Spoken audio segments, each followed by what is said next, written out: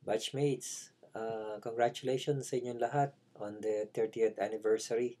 Sayang, hindi ako makakasama sa inyo dyan kasi alam nyo na, nasa parish, maraming trabaho, hindi pwedeng basta umuwi. Sayang nga eh.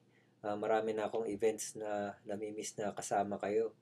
And I'm sure isa na naman to sa masaya, successful, at saka uh, memorable event sa grupo natin.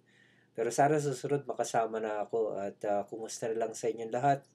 Lalo na sa congratulations din sa mga nag-organize nito. Lahat na kayo, tulong-tulong, uh, which makes us united, yung batch 82.